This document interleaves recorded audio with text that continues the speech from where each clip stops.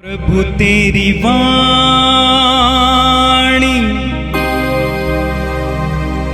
जीवन की रोटी, नयनों की ज्योति, अंधेरा मिटाती।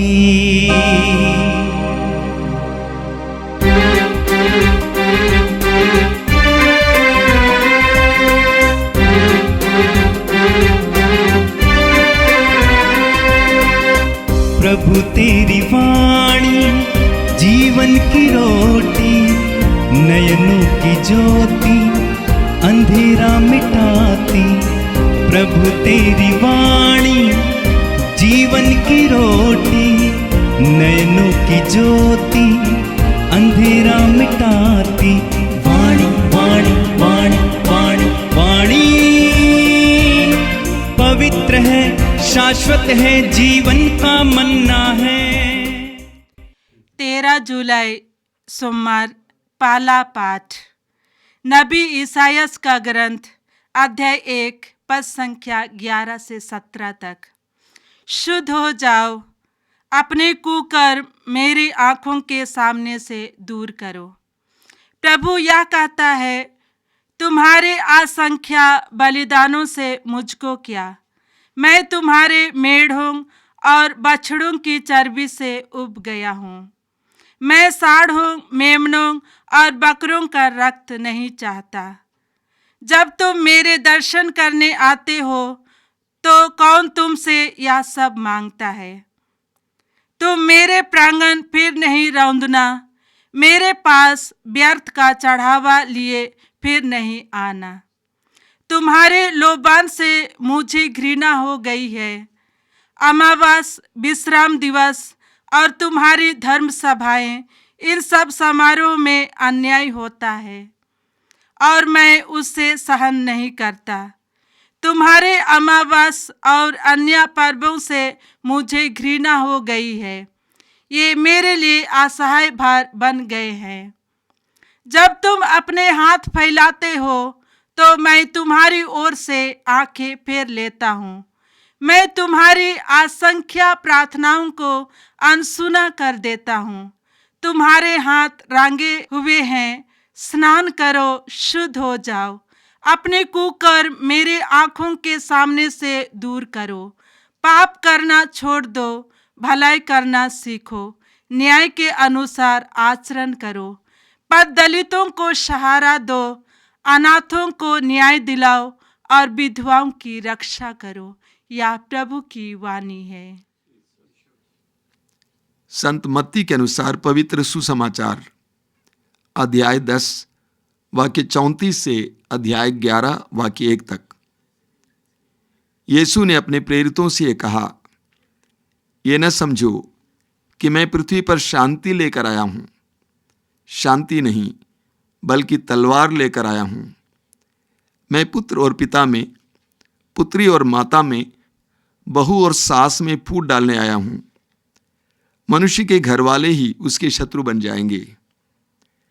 जो अपने पिता या अपनी माता को मुझसे अधिक प्यार करता है, वह मेरे योग्य नहीं। जो अपने पुत्र या और अपनी पुत्री को मुझसे अधिक प्यार करता है, वह मेरे योग्य नहीं। जो अपना क्रूस उठाकर मेरा अनुसरण नहीं करता, वह मेरे योग्य नहीं। जिसने अपना जीवन सुरक्षित रखा है, वह उसे खो देगा, और जिसने मेरे कारण अपना जीवन खो दिया है, वह उसे सुरक्षित रखेगा। जो तुम्हारा स्वागत करता है, वह मेरा स्वागत करता है, और जो मेरा स्वागत करता है, वह उसका स्वागत करता है जिसने मुझे भेजा है। जो नबी का इसलिए स्वागत करता है कि वो नबी है, वह नबी का पुरस्कार पाएगा, और जो धर्मी का इसलिए स्वागत करता है कि वो धर्मी है, वो धर्मी का पुरस्कार पाएगा। जो कोई इन छोटों में से किसी को एक प्याला ठंडा पानी भर इसलिए पिला दे कि वह मेरा शिष्य है, तो मैं तुम्हें विश्वास दिलाता हूँ कि वह अपने पुरस्कार से वंचित नहीं रहेगा। अपने 12 शिष्यों को यह अनुदेश देने के बाद यीशु यहूदियों के नगरों में शिक्षा देने और सुसमाचार का प्रचार करने वहां से चल दिए। यह प्रभु का दिव्य सुसमाचार है। ख्रिस्त प्रभु की जय। मेरे प्रिय भाई और बहनों, धर्म के अलग अलग पक्ष होते हैं। नाम होता है, एक समुदाय होता है, विशेष पहनावे होते हैं, धर्म का अपना धर्म ग्रंथ होता है, धर्म के त्योहार होते हैं, तीर्थ स्थान होते हैं, कर्मकांड होते हैं, पूजन विधियां होती हैं और उससे संबंधित कई विश्वास होता है। लेकिन सबसे महत्वपूर्ण बात है, धर्म का एक अध्यात्म भी होता है। अध्यात्म यानी आध्यात्मिकता धर्म की आत्मा है। लेकिन अधिकतर लोग, जो पहले मैंने कहा, इन सारी बातों में उलझे हुए हैं। तीर्थ में, कर्मकांड में, सिर्फ पठन पाठन में, त्योहार में। यहूदी लोगों की भी यह स्थिति थी। यहूदी लोग भी अपने धर्म के मूल मर्म को नहीं समझा था। वे लोग भी त्योहारों में फंसे हुए थे। नियम का पालन करना, नियमों के अनुसार कर्मकांड की पूर्ति करना, बलिदान, पूजा इत्यादि पर जोर देते थे और प्रभु से जुड़े नहीं थे। वास्तव में धर्म का मर्म है रिश्ता। रिश्ता, ईश्वर से रिश्ता और एक दूसरे से रिश्ता। हर धर्म का यही कर्म होता है, यही मर्म होता है। धर्म हमें ईश्वर से जुड़ने के लिए मदद करता है और एक दूसरे से जुड़ने के लिए मदद करता है। अगर धर्म इन दोनों कार्यों में सफल नहीं होता है तो धर्म नहीं होता है। यहूदी जनता इन सारी बातों पर ख्याल नहीं करती थी। वे अधिकतर इन कर्म कांडों पर जोर देते थे। इसीलिए ईश्वर कहते हैं, आज के पहले पाठ में आपने सुना, बहुत कठोर शब्दों में प्रभु कहते हैं, तुम्हारे असंख्य बलिदानों से मुझे क्या, मैं तुम्हारे मेढ़ों और बछड़ों के चर्बी से ऊब गया हूं। मैं साड़ों, मेमनों और बकरों का रक्त नहीं चाहता। जब तुम मेरे दर्शन करने आते हो तो कौन तुमसे यह सब मांगता है। अमावस, विश्राम दिवस और तुम्हारी धर्म सभाएं, इन सब समारोहों में अन्याय होता है और मैं उसे सहन नहीं कर सकता। तुम्हारे अमावस और अन्य पर्वों से मुझे घृणा हो गई है। ये मेरे लिए असह्य भार बन गए हैं। इसीलिए आगे प्रभु कहते हैं, जब तुम अपने हाथ फैलाते हो तो मैं तुम्हारी ओर से आंखें फेर लेता हूं। मैं तुम्हारी असंख्य प्रार्थनाओं को अनसुना कर देता हूं। यहूदियों ने अपने धर्म के मर्म को भुला दिया था, आंतरिकता भुला दिए थे, आध्यात्मिकता भुला दिए थे, सामाजिक न्याय भुला दिए थे।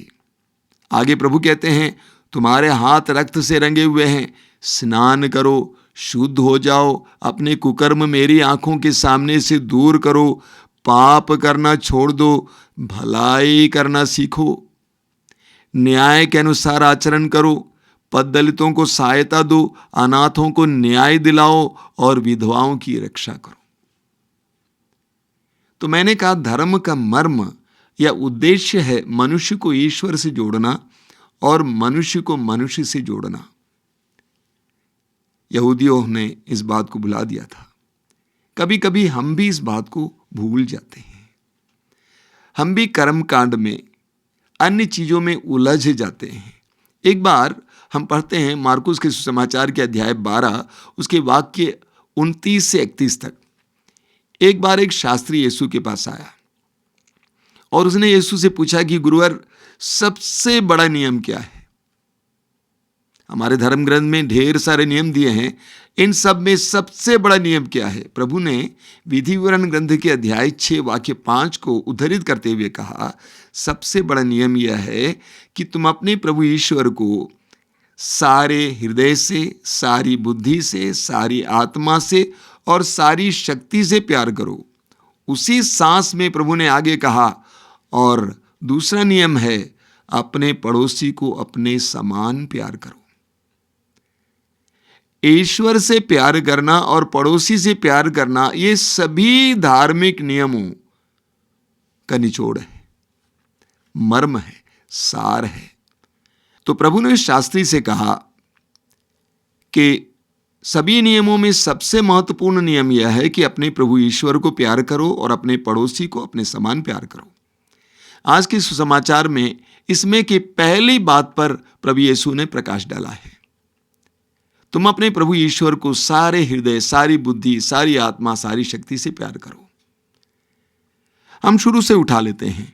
प्रभु ने कहा है, यह ना समझो कि मैं पृथ्वी पर शांति लेकर आया हूं, शांति नहीं बल्कि तलवार लेकर आया हूं।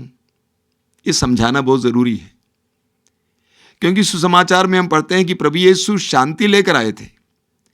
प्रभु यीशु का जन्म हुआ था, स्वर्गदूतों ने गाया, पृथ्वी पर ईश्वर की कृपा पात्रों को शांति मिले।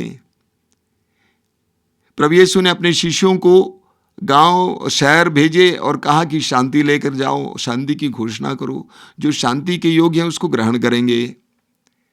प्रभु यीशु ने कहा, मैं तुम्हें शांति प्रदान करता हूं, अपनी शांति तुम्हारे लिए छोड़ जाता हूं। पुनरुत्थान के बाद प्रभु यीशु बंद कमरे में पड़े शिष्यों से मिलने आते और उनसे कहते, तुम्हें शांति मिले। लेकिन आज के सुसमाचार में प्रभु कहते हैं कि मैं तलवार लेकर आया हूं। इसका अर्थ क्या है? शाश्वत शांति। प्रभु यीशु शाश्वत शांति लेके आए हैं। उस शांति की स्थापना की प्रक्रिया में तलवार इस्तेमाल की जाएगी, अर्थात विभाजन जरूर होगा, स्वाभाविक है। कई लोग प्रभु यीशु को स्वीकार करने के बाद, यीशु की शिक्षाओं को ग्रहण करने के बाद, उसके अनुसार जीवन जीने के बाद अपने ही परिवार में अकेले हो जाते हैं। विभाजन आ जाता है, उनका विरोध किया जाता है। हमारे आश्रम में ऐसे दर्जनों लोग आते हैं जो अपने परिवार में महसूस करते हैं कि हम अलग किए जाते हैं, सिर्फ इसलिए कि हमने प्रभु को अपनाया है और प्रभु की शिक्षाओं के अनुसार हम जीवन जी रहे हैं। असत्य को छोड़ दिए हैं, गंदगी को छोड़ दिए हैं, विभिन्न प्रकार के बेईमानी को छोड़ दिए हैं, तो उनका विरोध किया जाता है। ऐसा होता है। देखिए आज के सुसमाचार में प्रभु यीशु क्या कहते हैं, मैं पुत्र और पिता में, पुत्री और माता में, बहू और सास में फूट डालने आया हूं। मनुष्य के घर वाले ही उसके शत्रु बन जाएंगे। ये वास्तविकता है। तो जब हम प्रभु से प्यार करने लगते हैं तो हमारे ही लोग हमारे विरुद्ध हो सकते हैं, हमारे विरोधी हो सकते हैं। यही अर्थ है जब प्रभु ने कहा कि मैं तलवार लेकर आया हूं। आगे प्रभु यीशु हमें समझाते हैं कि हमें कैसे ईश्वर को प्यार करना है। थोड़ा गहराई से स्वीकार करेंगे, समझने की कोशिश करेंगे। प्रभु ने कहा, जो अपने पिता या अपनी माता को मुझसे अधिक प्यार करता है वह मेरे योग्य नहीं। जो अपने पुत्र या अपनी पुत्री को मुझसे अधिक प्यार करता है वह मेरे योग्य नहीं। आप सवाल कर सकते हैं, स्वामी जी ये प्रभु क्या सिखा रहे हैं? प्रभु ने हम पति पत्नी को जोड़ा है, क्या मुझे अपने पत्नी को सबसे ज्यादा प्यार नहीं करना चाहिए? क्या मुझे अपने पति को सबसे ज्यादा प्यार नहीं करना चाहिए? प्रभु ने हमें संतान दी है, क्या हमें उन संतानों को सबसे ज्यादा प्यार नहीं करना चाहिए? प्रभु ने हमें माँ बाप दिया है, क्या उनको सबसे ज्यादा प्यार नहीं करना चाहिए? प्रभु ने स्वयं कहा कि माँ बाप का आदर करो। देखिए, सबसे महत्वपूर्ण स्थान हमारे जीवन में प्रभु को मिलना चाहिए। ध्यान से सुनिएगा। भक्ति करना, अगरबत्ती चढ़ाना, मोमबत्ती जलाना, पैसा चढ़ाना आसान है, लेकिन प्रभु की शिक्षा को समझना चाहिए। प्रभु यीशु कहते हैं, जो अपने बच्चों को मुझसे ज्यादा प्यार करता है वो मेरे योग्य नहीं है। यानी यीशु को सबसे ज्यादा प्यार करना चाहिए। मेरे जीवन में सबसे महत्वपूर्ण स्थान यीशु को मिलना चाहिए, प्रभु को मिलना चाहिए। पति अपने हृदय में सबसे महत्वपूर्ण स्थान प्रभु को दे देता है, पत्नी अपने हृदय में सबसे महत्वपूर्ण स्थान प्रभु को दे देती है, बच्चे अपने हृदय में सबसे महत्वपूर्ण स्थान प्रभु को दे देते हैं। तो उस परिवार में कौन सबसे महत्वपूर्ण बन जाएगा? प्रभु बन जाएगा। जब सभी लोग अपने जीवन में प्रभु को सबसे महत्वपूर्ण स्थान देते हैं, पहला स्थान देते हैं, प्रभु को सबसे ज्यादा प्यार करते हैं, तो प्रभु उस परिवार का केंद्र बन जाता है। प्रभु उस परिवार का केंद्र बन जाता है, प्रभु उस परिवार का मालिक बन जाता है, प्रभु उस परिवार पर शासन करने लगता है, उस परिवार में ईश्वर का राज्य आने लगता है।